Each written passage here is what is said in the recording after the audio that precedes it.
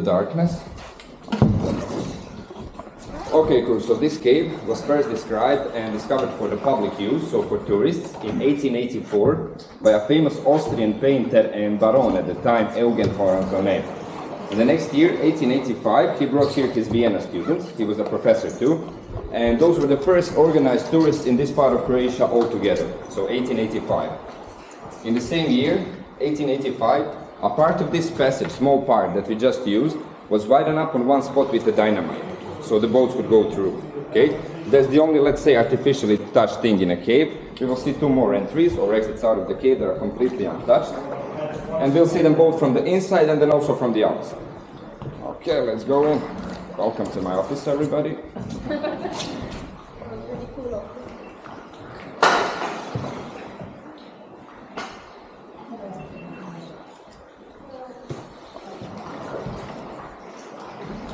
Okay. You're gonna have a really rare opportunity to be alone inside. It's usually 4 boats at a time. Okay, so the cave itself is 24 meters long, 12 meters wide, of course. 16 meters is about 55 feet, let's say. Okay, we're going to be left alone in here, that's beautiful.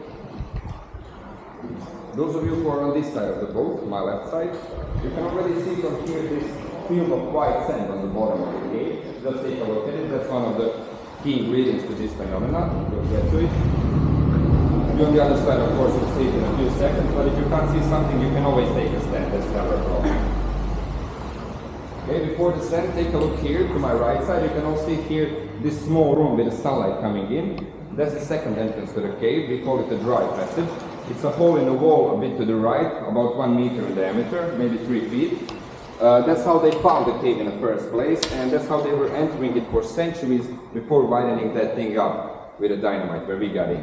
Okay, we will see that entrance much better from the outside. I will come directly to it. And this here behind me is the most important part of the cave, so I'll try to get us as close as possible. Okay, we're not alone anymore. Okay, this. So this here is our third entrance. We call it the underwater passage. You can take a stand if you can't see. So if we were to dive here, just a meter in depth, and 3.5 meters in this direction, we would be out. Okay, so pretty...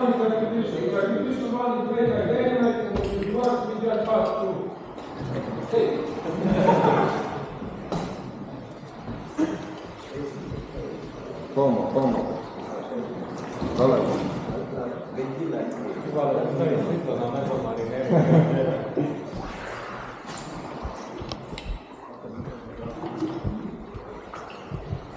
Same sides here. Here you can notice on both sides of the boat actually in a few seconds. If you are currently passing above this arch that is below the water level, this stone arch below it. We call that thing the underwater bridge. Now when I say underwater bridge, I know it sounds pretty useless, but that's the only thing that holds this side of the cave here to this one over here, which is pretty important in this cave, and I'll show you why. You from my left side might again take a stand here so you can see better. Because if we take a look down here, we can all see clearly that all of this massive side of the cave here doesn't touch the bottom anywhere. It's all just suspended from the ceiling. So we could dive beneath this wall and get out anywhere in the cave. And we can see the blue light doing exactly that. It gets rid only there, where my colleague is, but it can cover the whole cave from the bottom. Okay? So it's pretty easy to create a mental image from here that on the bottom of this cave, the whole cave is one huge connected space. There are no rooms like up here. And also from this spot we have the best view. We can see the whole cave for the first time. So I can slow down here for you if you want to take another look, another photo. Just please take it easy. Swimming and diving is strictly forbidden here. Hold your phones really good. I'll give you your time.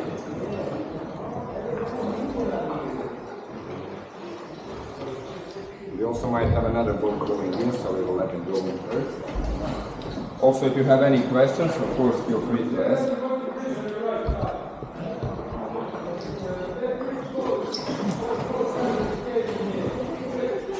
Sorry? it's forbidden to swim inside a cave for 7 years now, if that's what you're asking.